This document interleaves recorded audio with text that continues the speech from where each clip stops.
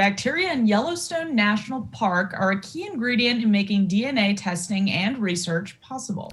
MTN's John Shear spoke with a park research coordinator about how that bacteria and the important enzyme it provides was found and is used by science.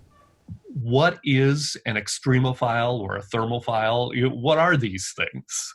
Right. So extremophile is referring to any life form that lives in an extreme environment. And a thermophile is a specific type of extremophile that likes a hot environment. So in Yellowstone, we're thinking about living organisms that live primarily in our hot springs or our geysers, the hydrothermal features.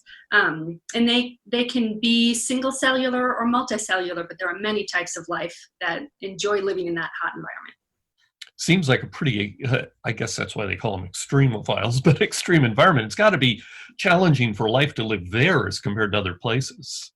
Right. And a life that has evolved to live there thrives there and wouldn't necessarily live in a cold lake. So they're really adapted to live in that hot environment. So their cells are adapted to it. And there may be other sort of extreme environments in addition to the temperature. It could be extremely low pH, very acidic, things like that.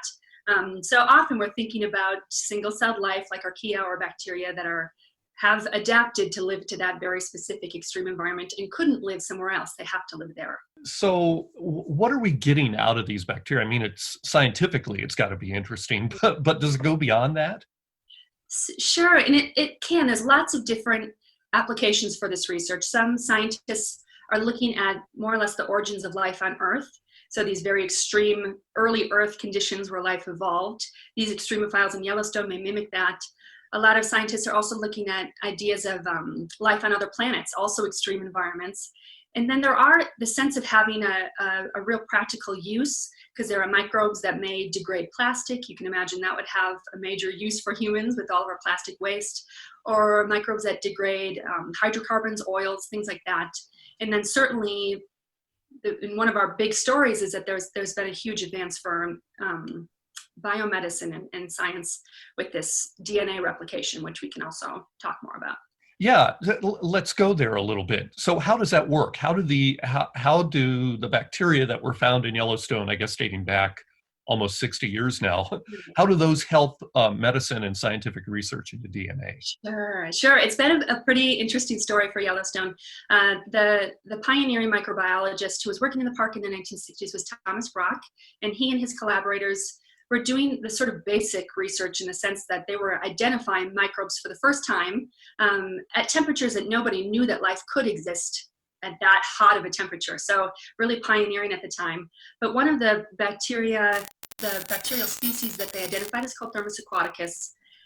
And it was, as is sort of the common practice, the microbe was put into a culture collection as a new species, and people began to study it in different capacities. But in the 1980s, another scientist, a man named Dr. Kerry Mullis, took an enzyme from Thermus aquaticus, and with that enzyme called Taq polymerase, was able to essentially invent a new laboratory process that's called PCR, polymerase chain reaction. And this process amplifies DNA. So you can take a very small trace amount of DNA, make millions of copies of it, and then study it more extensively, sort of come to a more definitive conclusion with your DNA based on having many, many copies of it to study. And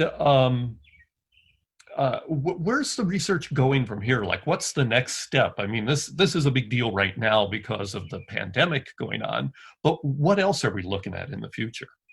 Sure, and it's hard to know what applications will come out of it in the future, but certainly if you think about modern studies like the Human Genome Mapping Project, things like that, anytime you want to map the entire genome of any species, which takes, as you can imagine, a huge laboratory effort, they're using PCR to do that. And it's hard to even know or predict what medical uses we will have in the future for PCR. So currently, it's being used to help test whether or not someone is infected with coronavirus by taking that little, like a swab of your nose, sending that to a lab and seeing if that viral RNA is present in that swab, that sample. But you can imagine with any infectious disease in the future that could be used, and also for genetic disease testing. So it sort of medically, it's a very important technique. So you're at home now, right? Like the rest of us? Yes, I'm at home. So it's actually nice to put on the uniform today. I don't have to wear it very often, but I look forward, whenever the park is back open, when researchers are coming back, I look forward to getting back out in the field. Well, that's great. Great. Well, Annie, thank you very much.